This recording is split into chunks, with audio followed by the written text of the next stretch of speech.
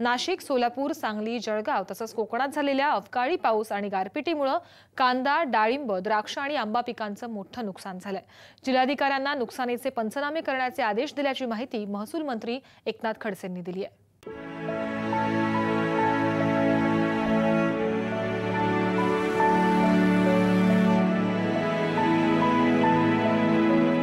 सोलापूर जिल्ह्यात शुक्रवारी सकाळी झालेल्या अवकाळी पावसानं शेतकऱ्यांची झोप उडाली।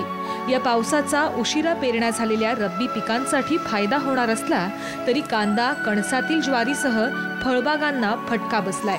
या पावसामध्ये कांदा उत्पादक शेतकऱ्यांचं मोठं नुकसान झालंय। 2 एकर कांदा होता माझा, मग त्यातलाही काढून पडला आणि पावसानं नुकसान केलं। 40-50 हजार रुपये खर्च केला कांद्याला। आता 50% 60% वर नासूनच निघाला कांदा सगळा। कांदा 200 पिशवी होती, त्यातली 50 पिशवी नेली, 150 पिशवी जाग्याला अनेक वाटोळं झालंय रातच्या पावसानं। मी 2-3 वेळा कांदा आणला। आज पाऊस जास्त पडल्यामुळं आमचा कांदा भिजलेला आहे, तर तो कांदा 200, 150, 300 रुपये भावाने गेलेला आहे। कांद्याच्या मार्केट यार्डामध्ये कांदा बाहेर पडलेला असतो आणि पावसामुळे कांदा भिजला। जळगाव जिल्ह्यात पावसामुळे डाळिंबाच्या बागांचं मोठं नुकसान झालंय। त्यासोबतच कांदा, मिरची, द्राक्ष, कापूस पिकांचंही नुकसान झाल्यानं शेतकरी चिंताग्रस्त झालाय।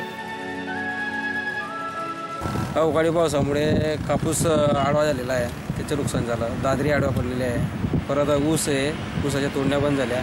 आमच्याकडे म्हणजे केळीचे भरपूर नुकसान झालेलं आहे। दादरी पण आड्या पडलेले आहेत, मका आणि कपाशांचे पण। कोकणातील सिंधुदुर्ग आणि रत्नागिरी जिल्ह्याला पुन्हा एकदा अवकाळी पावसानं झोडून काढलं। वादळ वाऱ्यासह पडलेल्या या अवकाळी पावसामुळे आंबा पिकाचं मात्र मोठ्या प्रमाणात नुकसान होणार आहे। अवकाळी पाऊस आणि बदलत्या हवामानाचा सर्वाधिक फटका कोकणातील आंबा पिकाला बसणार आहे।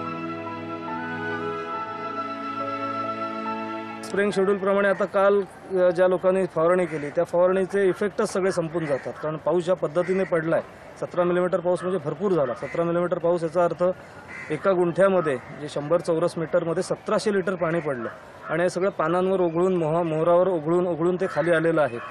आणि परत वातावरणात उष्णता नाही आहे, ऊन कडक सूर्यप्रकाश नाही, त्यामुळे झाडाचं जे फोटोसिंथेसिस वगैरे ह्या ज्या सगळ्या गोष्टी असतात त्यालाही आळा बसतो। आणि ह्याचं रूपांतर काय होतं की झाड अतिशय सेन्सिटिव्ह असल्यामुळे सगळ्या गोष्टींना झाडांची मोठ्या प्रमाणात गळ होते। मोहराची गळ होते, छोट्या कणीची गळ होते, मोठ्या आंब्यांची गळ होते। आणि दुसरं म्हणजे शेतकरीला आता खर्च भरपूर होणार आहे। फंजीसाइड्सवर खर्च करावे लागणार आहेत, करप्याच्या अटॅकची एक आता भीती राहणार आहे। आधीच खरीप हंगामात पाऊस उशिरा आल्यानं शेतकऱ्यांना दुबार तिबार पेरण्या कराव्या लागल्या।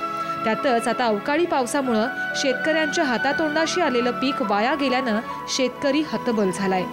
ब्युरो रिपोर्ट, साम टीव्ही।